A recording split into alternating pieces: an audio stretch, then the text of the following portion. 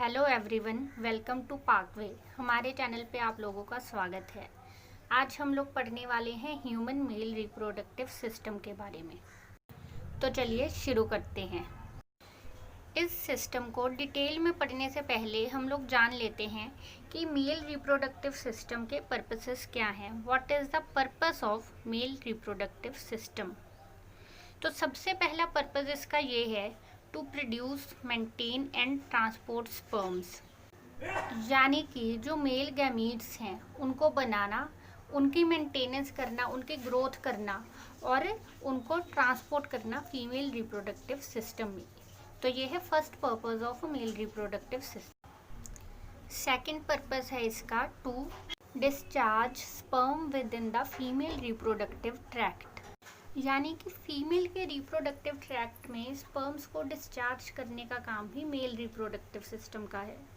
इसके बाद जो थर्ड पर्पस है इसका वो है to produce and secrete male sex hormones responsible for maintaining the male reproductive system, यानी कि जो मेल रिप्रोडक्टिव सिस्टम की प्रॉपर फंक्शनिंग के लिए जितने भी हॉर्मोन्स रिस्पॉन्सिबल हैं वो सारे के सारे हॉर्मोन्स भी मेल रिप्रोडक्टिव सिस्टम ही सिक्रीट करता है।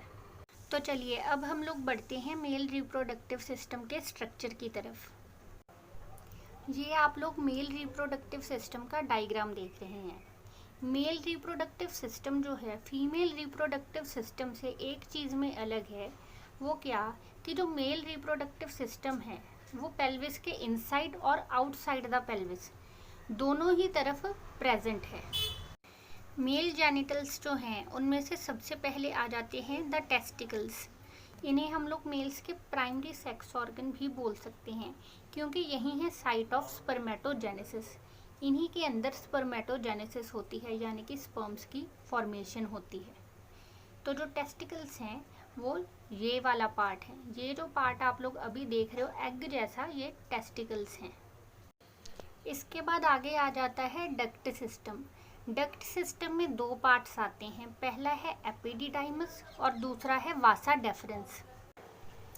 एपिडिडाइमस जो है वो एक हाईली कॉइल्ड स्ट्रक्चर है जो हर एक टेस्टिकल्स के आउटर साइड पे होता है। ये आप जो अभी स्ट्रक्चर देख रहे हो ये है एपिडिडाइमस।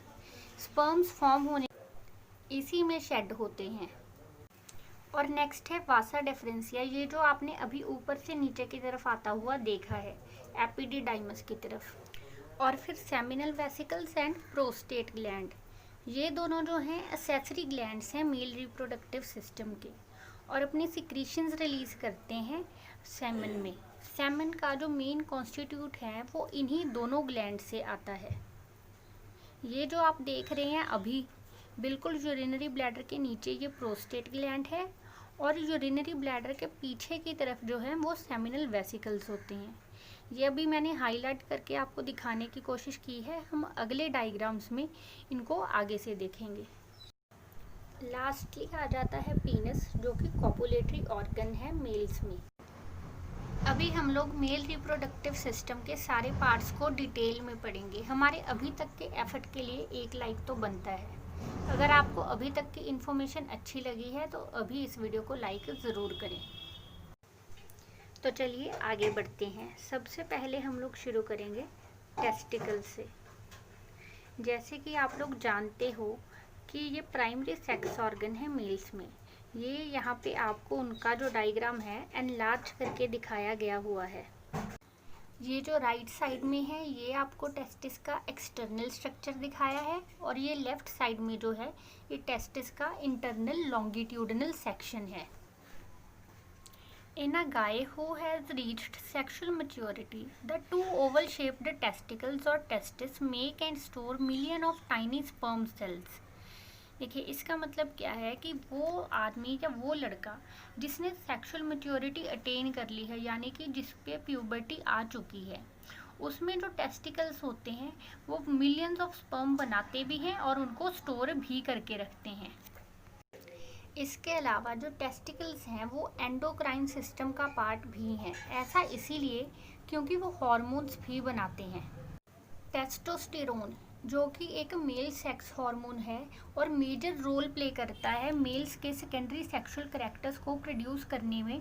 वो भी टेस्टिकल्स प्रोड्यूस करते हैं। मेल्स की डीपर वॉइस, फर्म बॉडी, बिगर मसल्स और फेशियल हेयर, ये सारे के सारे जो हैं सेकेंडरी सेक्सुअल कैरेक्टर हैं और ये रिजल्ट है टेस्टोस्टेरोन हार्मोन का। अब आगे हम लोग जानेंगे स्क्रोटम के बारे में। The scrotum is a thick skinned sac that surrounds and protects the testis. Scrotum जो है एक स्किन का सैक है जो टेस्टिस को बाहर की तरफ से कवर करके रखता है। अभी ये जो आप देख रहे हो आउटर कवरिंग जो टेस्टिस के बाहर की तरफ है, ये स्क्रोटम है और इसका जो मेन फंक्शन है वो है क्लाइमेट कंट्रोल। जी हाँ, जो स्क्रोटम है वो टेस्टिस के टेम्परेचर को मेंटेन करके रखता है। ऐसा इसलिए क्योंकि जो स्पर्म डेवलपमेंट है उसका जो प्रॉपर टेम्परेचर है वो हमारी से 2 से 2.5 डिग्री कम का होता है। क्रीमेस्टर मसल्स जो कि स्क्रोटम की वॉल में प्रेजेंट है वो इस काम में हेल्प करती हैं स्क्रोटम की। देखिए, जब टेम्परेचर हाई हो जाता है तो जो क्रीमेस्टर मसल्स हैं वो रिलैक्स हो जाती हैं, जिसकी वजह से जो स्क्रोटम है वो और ज़्यादा हैंग हो जाता है और बॉडी से दूर चला जाता है और टेम्परेचर उनका लो हो जाता है। जब टेम्परेचर लो हो जाए और जो टेस्टिस हैं उनको गर्मी चाहिए हो तो जो क्रीमेस्टर मसल्स हैं तब ये कॉन्ट्रैक्ट हो जाती हैं और कॉन्ट्रैक्ट होने की वजह से जो टेस्टिस हैं वो बॉडी की तरफ खिंच जाते हैं और उनको वार्मथ मिलती है। नेक्स्ट है पीनस। ये जो आप अभी देख रहे हैं जिसको मैंने सर्कल किया है ये है पीनस। पीनस के 3 विजिबल पार्ट्स होते हैं। उनमें से पहला है रूट। रूट पॉइंट से जो पीनस है वो बॉडी के पेल्विस से अटैच हुआ है। ये जो पॉइंट है यही है रूट। नेक्स्ट है शाफ्ट। ये जो आपको पोर्शन दिख रहा है ये है शाफ्ट पोर्शन। उसके बाद जो थर्ड पार्ट है वो है ग्लांस पीनस। ये जो टिप पोर्शन है इसको बोला जाता है ग्लांस पीनस। ये जो ग्लांस पीनस है इसी में यूरेथ्रा की ओपनिंग प्रेजेंट है। ग्लांस पीनस का जो बेस होता है उसको बोला जाता है कोरोना। बेस वो पोर्शन है जहाँ से ग्लांस पीनस जो है वो शाफ्ट से अटैच हुआ है। नेक्स्ट है एपिडिडाइमस। ये जो आपको पोर्शन दिख रहा है कॉइल्ड, ये है epididymis. The epididymis consist of a single coiled microscopic tube that measures almost 20 feet in length. देखिए, जो एपिडिडाइमस है वो एक सिंगल माइक्रोस्कोपिक ट्यूब होती है जो कि अल्ट्रा कॉइल होके एक स्ट्रक्चर बना लेती है हर एक टेस्टिकल के आउटर साइड पे। और एपिडिडाइमस की टोटल लेंथ जो है लगभग 20 फीट तक होती है। The epididymis collects sperm from the testis and provides the environment for sperm to mature and acquire the ability to move। यानी कि ये जो एपिडिडाइमस है वो टेस्टिस से स्पर्म कलेक्ट करता है और फिर उन्हें प्रॉपर एनवायरनमेंट देता है कि जो स्पर्म्स हैं वो मैच्योर हो जाएं और मूव करने की एबिलिटी उनमें आ जाए। नेक्स्ट पार्ट जिसके बारे में हम लोग जानने वाले हैं वो है वासा डिफरेंसिया। वासा डिफरेंसिया जो है ये भी एक डक्ट है। ये जो यूरिनरी ब्लैडर से नीचे एपिडिडाइमस की तरफ एक ट्यूब आ रही है यही है वासा डिफरेंसिया। दोनों ही जो टेस्टिकल्स हैं उनके एपिडिडाइमस से एक वासा डिफरेंसिया जो है निकलता है और प्रोस्टेट की तरफ ट्रैवल करता हुआ सेमिनल वेसिकल्स के पीछे की तरफ जॉइन हो जाता है और इसी तरह ट्रैवल करते हुए वासा डिफरेंसिया के साथ मिलकर कुछ मसल फाइबर्स और ब्लड वेसल्स जो हैं वो स्पर्मेटिक कॉर्ड बना लेते हैं। नेक्स्ट आ जाता है यूरेथ्रा। देखिए, ये जो यूरिनरी ब्लैडर से होके नीचे ग्लास पीनस तक पैसेज गुजर रहा है इसको बोला जाता है यूरेथ्रा। यूरेथ्रा जो है इसके मेल्स में डुअल फंक्शन है। डुअल फंक्शन का मतलब है कि ये मेल्स में 2 फंक्शन परफॉर्म करता है। उनमें से पहला तो ये है कि ये यूरिनरी ट्रैक्ट के लिए एक चैनल है। ये यूरिन ट्रांसपोर्ट में और यूरिन के एक्सपेल करने में हेल्प करता है।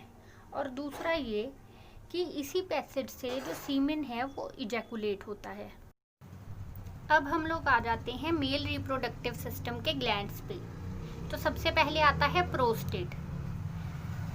प्रोस्टेट जो है ये बिल्कुल यूरिनरी ब्लैडर के नीचे है, और दूसरे हैं सेमिनल वेसिकल्स जो कि यूरिनरी ब्लैडर के पीछे होते हैं। ये दोनों ग्लैंड्स मिलके सीमेन प्रोड्यूस करते हैं। Prostate lies just under the bladder and surrounds the urethra. Prostate जो है यूरिनरी ब्लैडर के बिल्कुल नीचे होता है, और यूरेथ्रा जिस कैविटी के थ्रू, जिस ट्यूब के थ्रू यूरिन पास होता है, उसको सराउंड करके रखता है।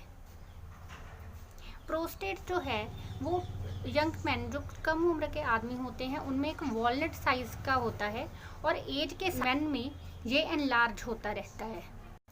लेकिन अगर प्रोस्टेट जो है वो साइज में ज़्यादा एनलार्ज हो जाए, ज़्यादा बड़ा हो जाए, तो ये यूरेथ्रा को ब्लॉक भी कर सकता है, जिस वजह से जो मेन हैं उनमें यूरिनरी प्रॉब्लम्स आ सकती हैं। दूसरा ग्लैंड है सेमिनल वेसिकल। सेमिनल वेसिकल जो है वो प्रोस्टेट ग्लैंड के बिल्कुल ऊपर होता है और वासा डिफरेंशिया से जॉइन करता है, और उसके साथ जुड़ के ये बनाता है इजैकुलेटरी डक्ट। जो प्रोस्टेट और सेमिनल वेसिकल हैं ये दोनों एक साथ मिलके सीमेन बनाते हैं, जो कि स्पर्म्स को नरिश करता है।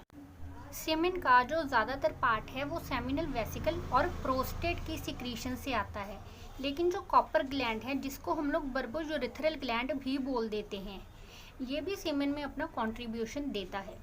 जो कॉपर ग्लैंड्स की सिक्रीशंस हैं ये एक ल्यूब्रिकेटिंग सिक्रीशन रिलीज करता है, ताकि कॉपुलेशन के टाइम ज़्यादा फ्रिक्शन ना हो। अगर आपको ये वीडियो अच्छी लगी है तो इसे लाइक करें, शेयर करें, और हमारे चैनल पार्कवे को सब्सक्राइब ज़रूर करें। Thank you.